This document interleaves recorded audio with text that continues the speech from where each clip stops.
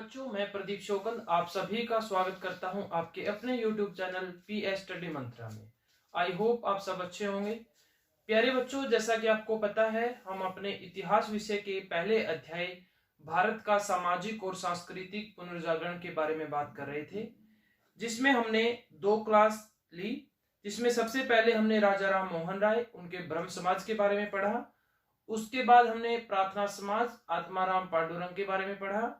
तीसरे नंबर पर हमने स्वामी दयानंद और उनके आर्य समाज के बारे में बात की। और लास्ट क्लास में हमने स्वामी विवेकानंद और उनके रामकृष्ण मिशन और सांस्कृतिक राष्ट्रीयता तथा महर्षि अरविंद घोष तथा डॉक्टर हेडगेवार और स्वयं सेवक संघ के बारे में बात की। आज अंतिम क्लास है इस अध्याय की। आज इस अध्याय को हम कंप्लीट करेंगे और आज हम पढ़ेंगे जाति प्रथा विरोध तथा अछूतों का उदार आंदोलन, यानी कि इसके बारे में हम आज चर्चा करेंगे। तो चलिए आज की हमारी क्लास शुरू करते हैं। तो सबसे पहले हम पढ़ेंगे जाति प्रथा के बारे में। देखो, 19वीं शताब्दी में जाति प्रथा भारत के समाज में एक बड़ी ही बुरी कुरीति थी। पूरे ही रीति रिवाज चलते थे, जिसकी वजह से काफी संख्या में लोग उससे पीड़ित थे। यानी कि भारत की एक बहुत बड़ी जनसंख्या जाति प्रथा का शिकार हो गई थी और उसी को सुधारने के लिए कुछ महापुरुषों का जन्म हुआ और उन्होंने भारत के सामाजिक सुधार आंदोलन चलाए और भारत को एक नई दिशा प्रदान की। तो चलिए शुरू करते हैं। देखिए, जाति प्रथा विरोध और अछूतो उदार आंदोलन, वंचित जातियों का उद्धार। जाति प्रथा भारतीय समाज की एक बुरी प्रथा रही है। इस प्रथा में समाज में कई दोषों को जन्म दिया।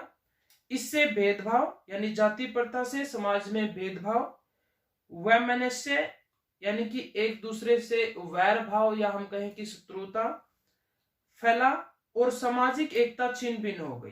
जो समाज में जो एकता होनी चाहिए थी भारतीय समाज में, वो जाति प्रथा के कारण छिन्न भिन्न हो गई, मिट गई।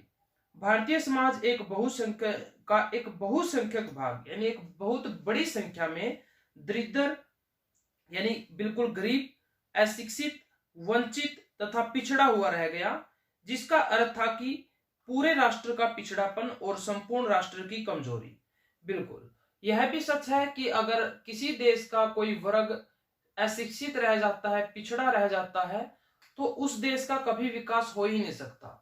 जब तक किसी देश के सभी नागरिक शिक्षित न हो, उनको 2 टाइम का खाना न हो या अन्य कुछ सुविधाएं ना हो, समाज में उनको समानता प्राप्त न हो, तो वो देश कभी भी आगे नहीं बढ़ सकता। और यही कुप्रथा हमारे 19वीं शताब्दी में भारत के अंदर चल रही थी।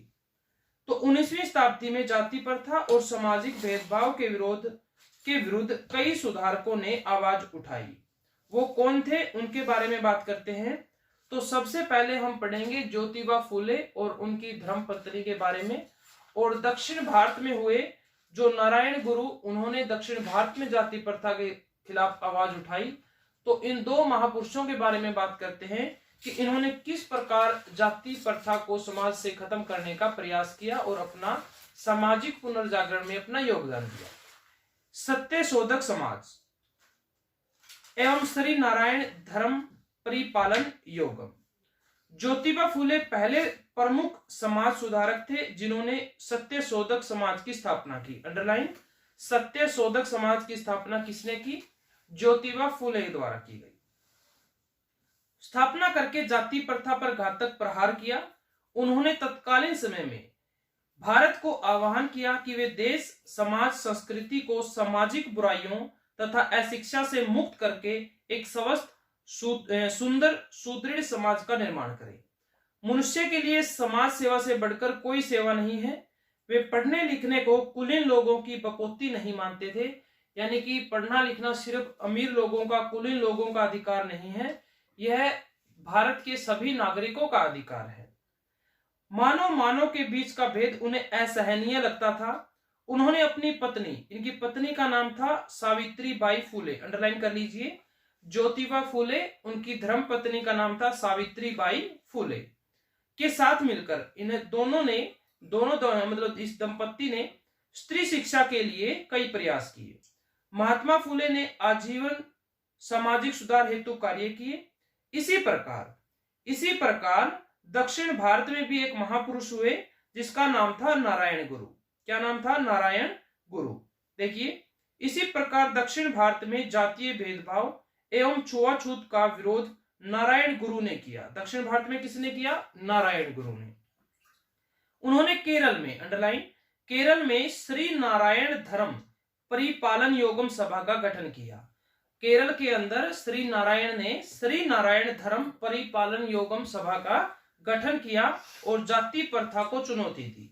उन्होंने आह्वान किया कि मानव मात्र के लिए एक धर्म, एक जाति और एक ईश्वर।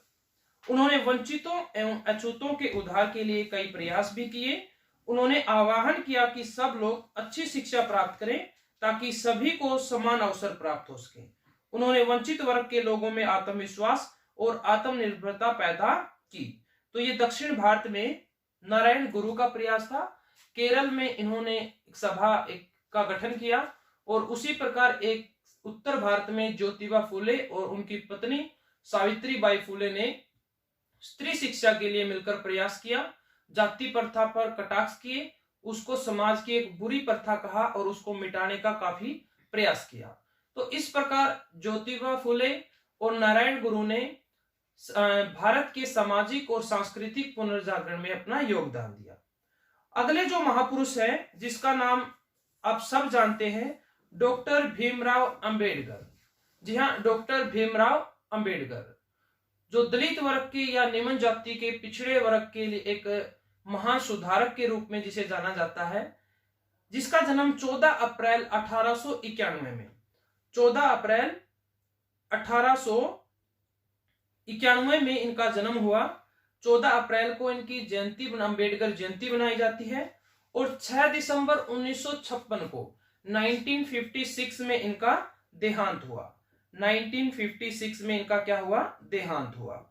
चलिए इसके बारे में बात करते हैं कि इन्होंने और क्या क्या योगदान दिया समाज में, सामाजिक पुनर्जागरण में। देखिए, डॉक्टर भीमराव रामजी अंबेडकर एक बहुमुखी प्रतिभा वाले महान व्यक्ति थे। वे एक महान सुधारक, विधिवेता यानी कानून के ज्ञाता कह सकते हैं हम, कानून के जानकार, राजनीतिक कुशल वक्ता और उच्च कोटि के विद्वान थे। इनकी प्रमुख रचनाएं थी शूद्र कौन है, अछूतों का उद्धार, भाषाई प्रांतों पर विचार, प्रांत एवं अल्पसंख्यक। उसके बाद और है हिंदू महिलाओं का उत्थान एवं पतन, रुपया की समस्या, उद्भव और समाधान, गांधी एवं गांधीवाद, भारत में जाति, संसदीय लोकतंत्र, बुद्ध और एवं उनका मत, पाकिस्तान और विभाजन, और अंतिम है रानाडे, गांधी और जिन्हा। तो ये थी डॉक्टर भीमराव जी की प्रमुख रचनाएं। उनका समूचा जीवन अन्याय, भेदभाव, शोषण से संघर्ष करते हुए बीता। वंचितों के प्रति किए गए उनके प्रयासों को देखते हुए उन्हें दलितों का मसीहा कहा जाता है। डॉक्टर भीमराव अंबेडकर को दलितों का मसीहा कहा जाता है। डॉक्टर भीमराव अंबेडकर ने 20वीं शताब्दी में जाति प्रथा और छुआछूत के विरोध में कई आंदोलन चलाए। आइए बात करते हैं उन्होंने कौन कौन से आंदोलन चलाए। तो 3 आंदोलनों की प्रमुख रूप से बात करेंगे, जिसमें सबसे पहला है बहिष्कृत हितकारिणी सभा। बहिष्कृत हितकारिणी सभा, जिसका गठन उन्होंने 20 जुलाई 1924 ईस्वी में किया। अंडरलाइन कर लीजिए, 20 जुलाई 1924 में डॉक्टर भीमराव अंबेडकर ने बहिष्कृत हितकारिणी सभा का गठन किया। 1924 को अछूतों और दलितों की समस्याओं को दूर करने और उनमें सामाजिक राजनीतिक चेतना जागृत करने के लिए मुंबई में, कहां पर? मुंबई में बहिष्कृत हितकारिणी सभा का गठन किया।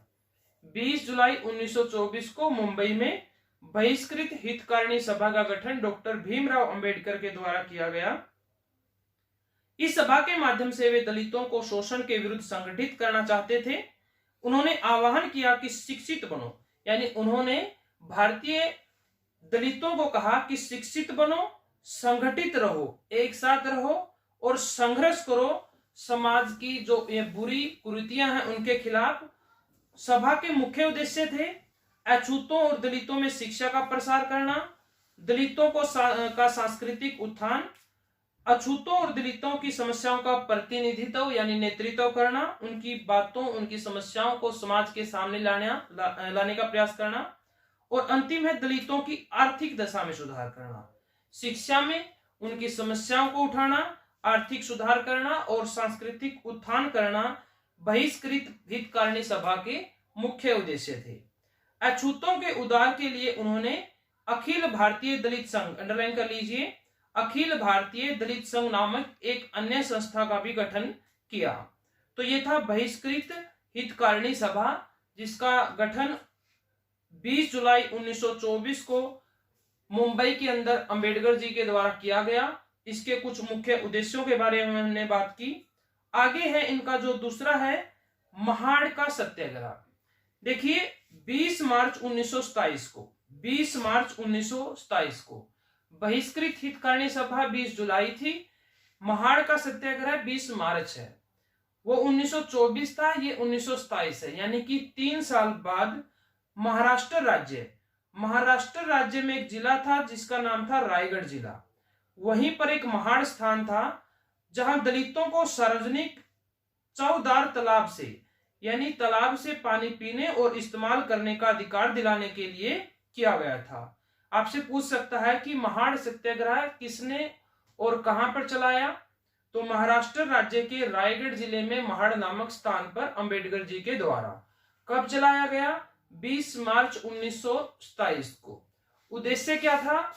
वहां दलितों को तालाब से पानी पीने का अधिकार नहीं था, तो वो अधिकार दिलाने के लिए इन्होंने महाड़ का सत्याग्रह चलाया। इस सत्याग्रह में हजारों की संख्या में दलित लोग सम्मिलित हुए। सभी लोग महाड़ के चौदार तालाब पहुंचे, इकट्ठे हुए और तालाब के पास पहुंचे। दोपहर का समय था जब सभी पहुंचे, ये आप चित्र में देख सकते हो। सूर्य की किरणों का प्रतिबिंब तालाब के पानी में पड़ने लगा था, क्योंकि दोपहर का समय था। सर्वप्रथम डॉक्टर भीमराव अंबेडकर तालाब की सीढ़ियों से नीचे उतरे और नीचे झुककर अपनी एक उंगली से पानी को स्पर्श किया और उसके बाद दोनों हाथों से उस तालाब का पानी पिया।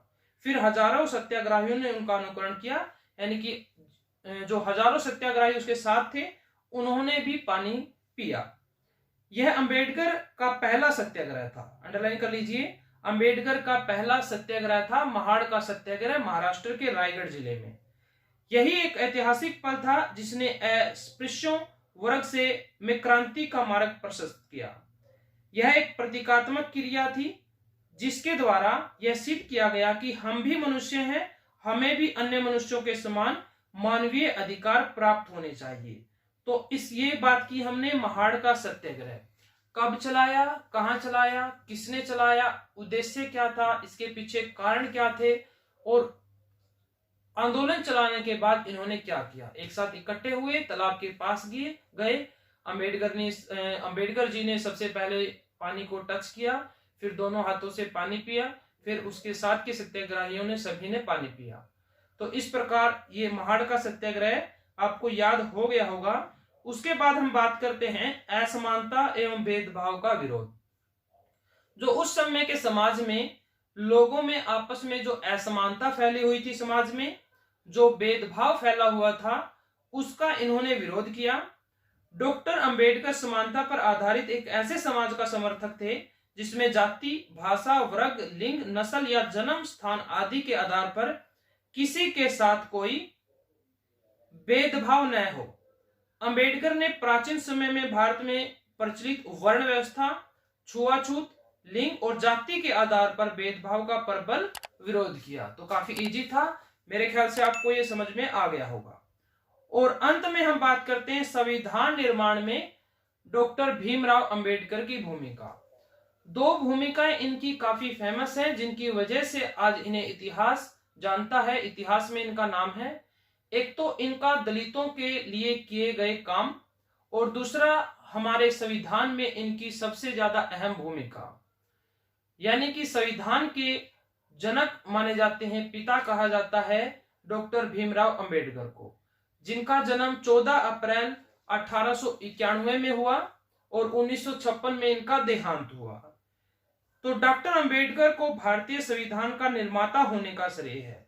संविधान का निर्माता किसे माना गया है? डॉक्टर भीमराव अंबेडकर को। जो हमारा संविधान था उसको बनने में 2 वर्ष 11 महीने और 18 दिन का समय श्रम के उपरांत 26 नवंबर 1949 को अंडरलाइन भारत के संविधान का मसौदा तैयार हुआ। यानी कि भारतीय संविधान बनने में 2 वर्ष 11 महीने 18 दिन का समय लगा और 26 नवंबर 1949 को भारत का संविधान लोगों के द्वारा अंगीकृत किया गया, एक्सेप्ट किया गया और 26 जनवरी 1950 को संविधान लागू हुआ पूर्णतः। यानी कि ये 2 अलग अलग डेटे हैं।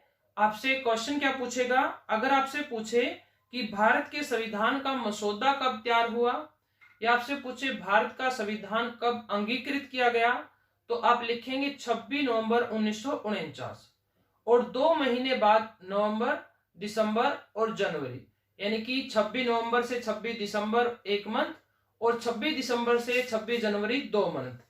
2 महीने के बाद 26 जनवरी 1950 को भारतीय संविधान को लागू किया गया।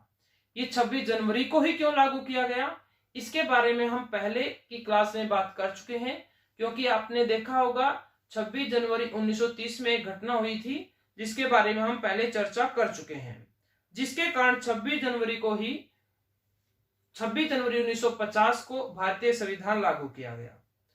तो इसे तैयार करने में डॉक्टर अंबेडकर की अग्रणी भूमिका रही। इस संविधान को 26 जनवरी 1950 को लागू किया गया, अंडरलाइन कर लीजिए। उन्होंने नए संविधान में अनेक ऐसी व्यवस्थाएं की जिनसे निम्न वर्ग, महिलाएं और पिछड़े वर्गों के हितों की रक्षा हो। संविधान के अनुच्छेद 17 पढ़ाया भी है मैंने आपको। संविधान के जो मौलिक अधिकार है उसमें आर्टिकल 17 में मैंने आपको बताया था कि इसमें संविधान में भारत के अंदर अस्पृश्यता यानी छुआछूत का अंत कर दिया गया। यानी कि अभी छुआछूत पर प्रतिबंध है, छुआछूत एक दंडनीय अपराध है। तो आर्टिकल 17 के अंतर्गत छुआछूत पर प्रतिबंध लगाकर अंबेडकर ने भारतीय समाज में सदियों से प्रचलित कुप्रथा का अंत कर दिया। यह विशेष रूप से हिंदू समाज के लिए ऐतिहासिक और क्रांतिकारी कदम था। स्वतंत्रता के पश्चात कानून मंत्री के पद पर बिल्कुल अपने पहले कानून मंत्री कौन बने? डॉक्टर भीमराव अंबेडकर। आजादी के बाद अपने पहले कानून मंत्री बने डॉक्टर भीमराव अंबेडकर, जो अपने आप में कानून वेता थे, यानी कि एक कानून विशेषज्ञ थे। पद पर रहते हुए अंबेडकर ने हिंदू कोड बिल तैयार किया। कौन सा बिल तैयार किया? Hindu code bill. इस बिल की प्रमुख बातें निम्नलिखित थी। हिंदू कोड बिल में क्या क्या बातें थी? सबसे पहले इसमें अंतरजातीय विवाह की अनुमति दी गई, इंटरकास्ट मैरिज की परमिशन दी। दूसरा, हिंदू महिलाओं को संपत्ति का पूर्ण अधिकार दिया। तीसरा, पिता की संपत्ति पर पुत्री का समान अधिकार। चौथा है तलाक संबंधी कुछ नियम बताए गए। तो ये हिंदू कोड बिल में प्रावधान दिए गए, ये बातें कही गई, जिसके माध्यम से उस समय महिलाओं और जो पिछड़े वर्ग है उनके अधिकारों की रक्षा की गई। डॉक्टर अंबेडकर आजीवन वंचितों के उद्धार के लिए संघर्ष करते रहे। इस महान विधिवेता, अर्थशास्त्री, समाज सुधारक के अमूल्य योगदान को देखते हुए इन्हें भारत रत्न, भारत का सबसे बड़ा पुरस्कार भारत रत्न जैसा सर्वोच्च सम्मान दिया गया।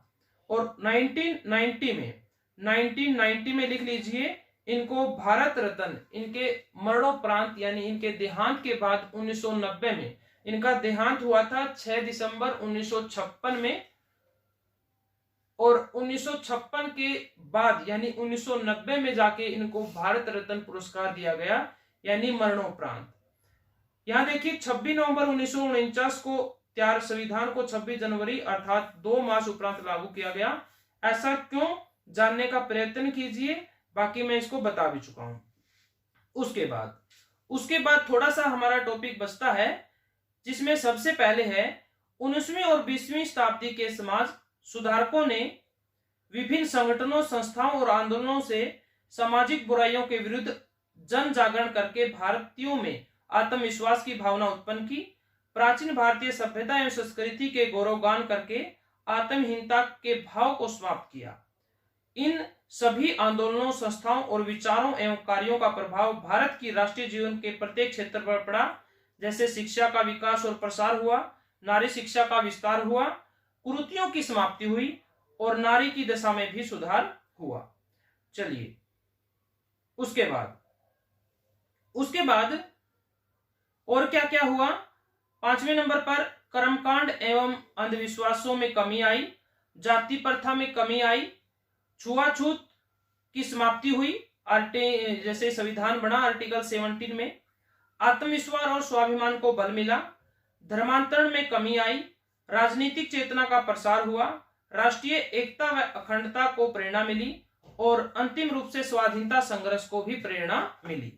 तो इस प्रकार स्पष्ट है कि 19वीं और 20वीं शताब्दी के समाज सुधार आंदोलनों ने भारत को सामाजिक और सांस्कृतिक जागरण करके राष्ट्रीय स्वतंत्रता संघर्ष की प्रेरणा दी। इन समाज सुधार आंदोलनों का आधुनिक भारतीय इतिहास में महत्वपूर्ण स्थान है। इनसे जुड़े हुए महापुरुषों, उनके संघर्ष को आज भी भारतीय जनमानस को आंदोलित और प्रेरित कर रहे हैं। यानी आज भी ये सभी को क्या कर रहे हैं, मोटिवेट कर रहे हैं। तो चलिए, ये था हमारा पहला अध्याय जिसमें हमने इन सभी टॉपिकों के बारे में बात की। तो आज हमारा पहला अध्याय कंप्लीट हुआ। इसके बाद हम दूसरा अध्याय शुरू करेंगे। तो उम्मीद करता हूं कि आप सभी बच्चों को पहला अध्याय अच्छे से क्लियर हो गया होगा। आप क्वेश्चन करके देखिए। अगर कोई भी क्वेश्चन आपसे सोल्व नहीं होता है या आपको याद नहीं होता है तो उसका जिम्मेदार मैं खुद हूं। आपको मैं स्वयं आपको बताऊंगा, आपको समझाऊंगा दोबारा कि वो प्रश्न किस प्रकार याद करना है। अगर किसी प्रकार की समस्या है तो डिस्क्रिप्शन में मेरा व्हाट्सएप नंबर और टेलीग्राम ग्रुप है, लिंक है उसका, तो वहां जाके आप मुझसे कोई भी समस्या का समाधान पूछ सकते हैं। तो प्यारे बच्चों, अगर क्लास पसंद आई हो तो लाइक जरूर करें, शेयर ज्यादा से ज्यादा करें और अभी तक सब्सक्राइब नहीं किया तो सब्सक्राइब जरूर कर लें। ओके बच्चों, thank you, have a nice day.